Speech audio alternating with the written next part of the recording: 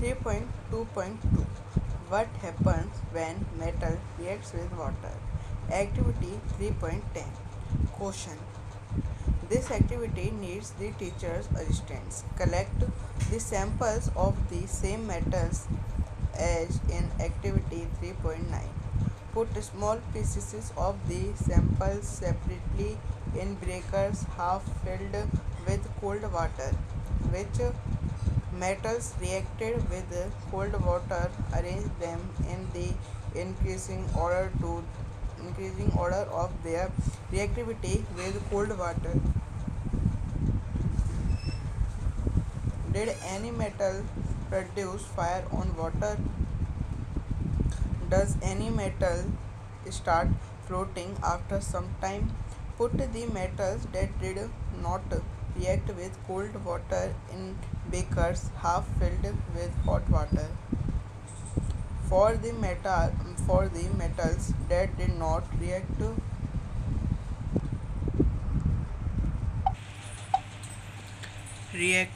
even with steam, arrange the metals in decreasing order to reactivity with water.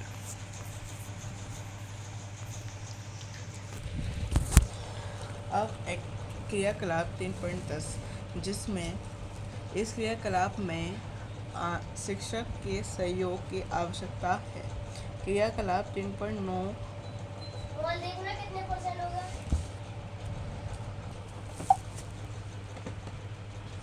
क्रियाकलाप 3.9 की तरह समान धातुओं के नमूने एकत्र कीजिए। ठंडे जल से आधे भरे बीकर में नमूने के छोटे टुकड़ों को अलग डालिए।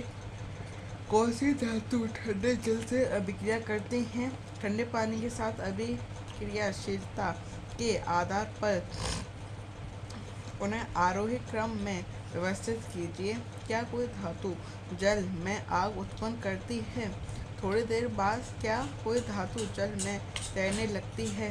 जो धातुएं ठंडे जल के अभिक्रिया नहीं करती हैं उन्हें ऐसे बीकरों में डालिए जो गर्म जल से आधे भरे हुए हों। जो धातुएं गर्म जल के साथ अभिक्रिया नहीं करते उसके लिए चित्र 3.3 की तरह उपकरण व्यवस्थित कीजिए तथा भाप के साथ उनकी अभिक्रिया को प्रशिक्षित कीजिए।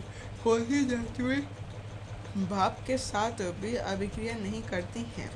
जल के साथ अभिक्रियाशीलता के आधार पर धातुओं को अवरोही क्रम में व्यवस्थित कीजिए।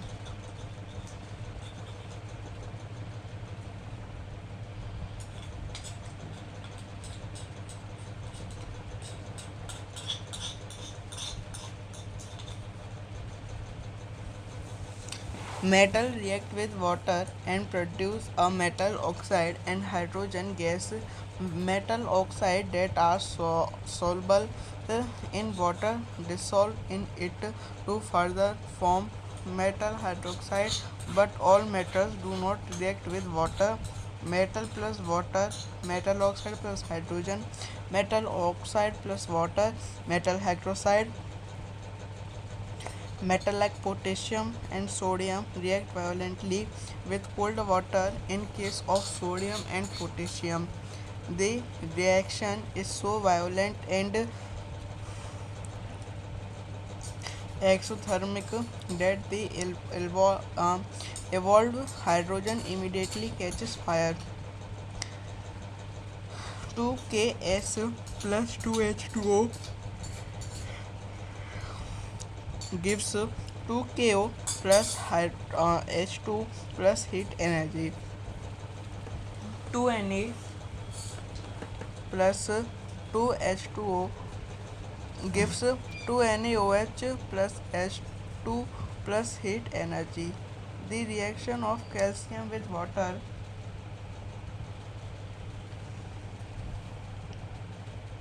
is less violent. The heat involved is not sufficient for the hydrogen to catch fire. Ca plus 2H2O, CaOH Aq plus H2G. Calcium start floating because the bubbles of hydrogen gas formed stick to the surface of the metals. Magnesium does not react with cold water, it reacts with hot water to form magnesium hydroxide and hydrogen. It also starts floating due to the bubbles of hydrogen gas sticking to sticking to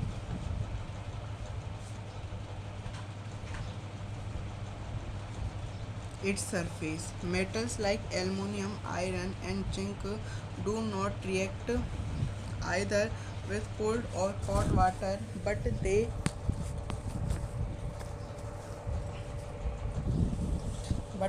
react with steam to form the metal oxide and hydrogen.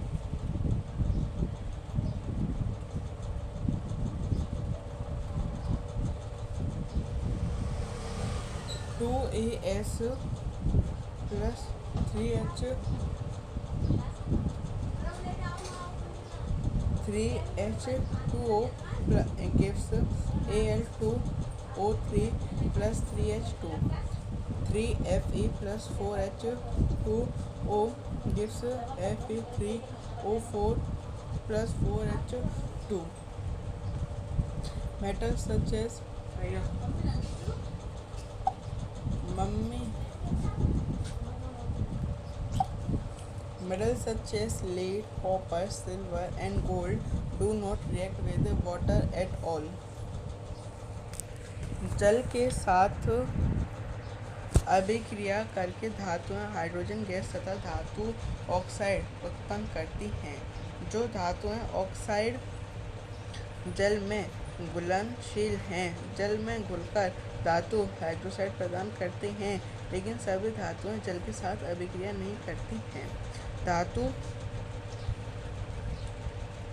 Plus जल धातु oxide plus hydrogen देता है।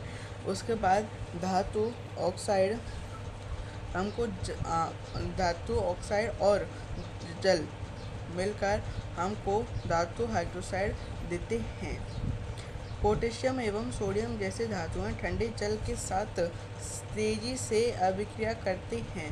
Sodium तथा potassium की अभिक्रिया तेज तथा ऊष्मक्षेपी होती हैं। इससे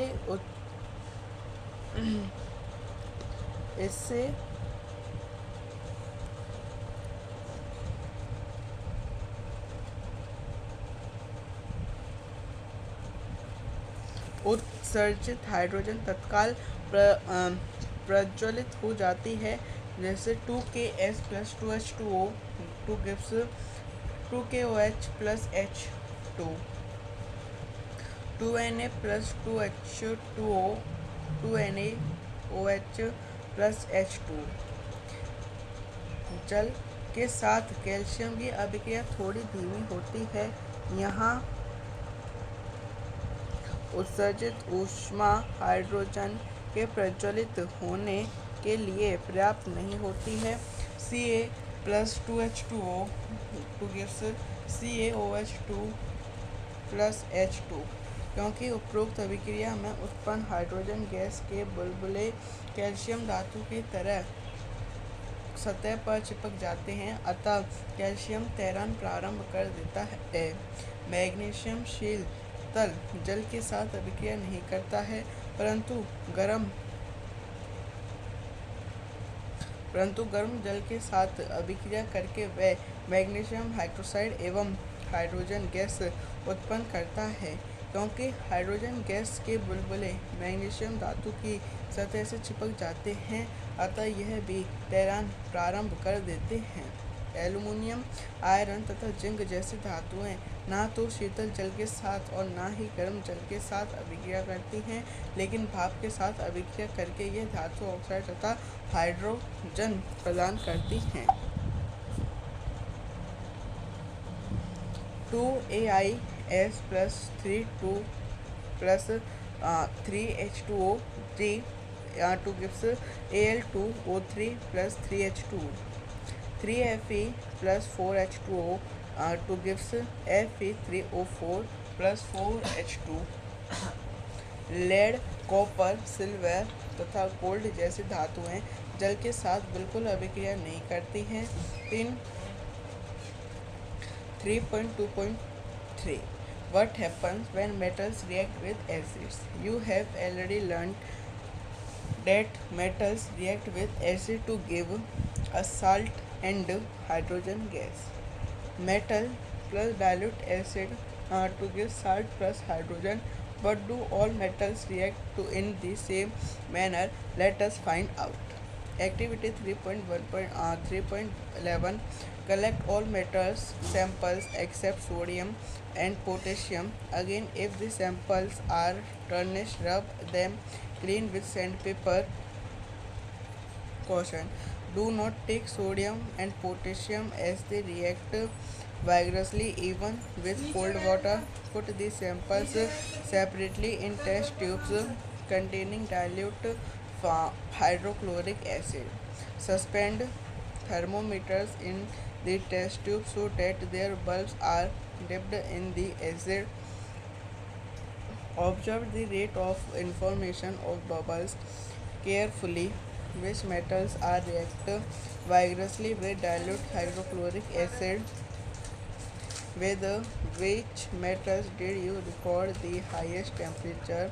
Arrange the metals in decreasing order to reactivity with dilute acid. Write equation for the reaction of magnesium, aluminum, zinc and iron with dilute hydrochloric acid. Hydrogen gas is not involved when a metal reacts with nitric acid. It is because HNO3 is a strong oxidizing agent. It oxidizes the H2, reduces to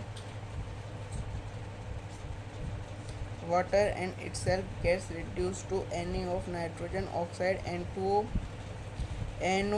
NO2, but magnesium and manganese react with very dilute HNO3 to evolve H2 gas. You must have observed in activity 3.11 that the rate of information of bubbles was the fastest in case of magnesium reaction, was also the most exothermic in the case. The reactivity decreased in the order Mg, Al, Zn, Fe. In the case of copper, no bubbles were seen and the temperature also remained unchanged. This shows that copper does not react with dilute HCl. 3.2.3 क्या होता है जब धातुएं अम्लों के साथ अभिक्रिया करती हैं? आप पहले ही अध्ययन कर चुके हैं कि धातुएं अम्ल के साथ अभिक्रिया करके संगत लवण तथा हाइड्रोजन गैस प्रदान करती हैं। धातु प्लस तनु अम्ल लवण प्लस हाइड्रोजन देता है, लेकिन क्या सभी धातुएं इसी प्रकार अभिक्रिया करती हैं? आइए पता करते हैं। सोडियम तथा पोटेशियम अतिरिक्त बाकी सभी धातुओं के नमूनों को एकत्रित कीजिए। यदि नमूने मलिन हैं तो रेगमाल से रगड़कर उन्हें साफ कर लीजिए। सोडियम तथा पोटेशियम को नहीं लीजिए क्योंकि वह ठंडे जल के साथ भी तेजी से अभिक्रिया करते हैं। नमूनों को अलग अलग तनु हाइड्रोक्लोरिक अम्ल युक्त परखनलियों में डालिए। थर्मामीटर को परख नलियों में इस प्रकार लटका दें कि उसका बल्ब अम्ल में डूब जाए। बुलबुले बनने की दर का सावधानी पूर्वक प्रशिक्षण कीजिए। कौन सी धातुएं तनु हाइड्रोक्लोरिक अम्ल के साथ तेजी से अभिक्रिया करती हैं? अपनी किस धातु के साथ सबसे अधिक ताप रिकॉर्ड किया? तनु अम्ल के साथ अभिक्रियाशीलता के आधार पर धातुओं को अवरोही क्रम में व्यवस्थित कीजिए। तनु हाइड्रोक्लोरिक अम्ल के साथ मैग्नीशियम, एल्युमिनियम, जिंक तथा आयरन की अभिक्रिया के लिए समीकरण लिखिए। जब धातुएं नाइट्रिक अम्ल के साथ अभिक्रिया करती हैं तब हाइड्रोजन गैस और उत्सर्जित नहीं होती है, क्योंकि HNO3 एक प्रबल ऑक्सीकारक होता है जो उत्पन्न H2 को ऑक्सीकृत करके जल में परिवर्तित कर देता है एवं स्वयं नाइट्रोजन के किसी ऑक्साइड N2O, NO3, NO2 में अपचित हो जाता है। लेकिन मैग्नीशियम Mg एवं मैग्नीज Mn अति तनु HNO3 के साथ अभिक्रिया कर H2 गैस उत्सर्जित करती हैं। क्रियाकलाप 3.1.11 में आपने देखा कि बुलबुले बनने की दर मैग्नीशियम के साथ सबसे अधिक थी। इस स्थिति में अभिक्रिया सबसे अधिक ऊष्माक्षेपित थी। अभी एक क्रियाशीलता इस क्रम में घटती है। MgAlZn फेल कॉपर की स्थिति में ना तो बुलबुले बनते हैं और ना ही ताप में कोई परिवर्तन होता है। इससे पता चलता है कि कॉपर तनु HCl के साथ अभिक्रिया नहीं करता है।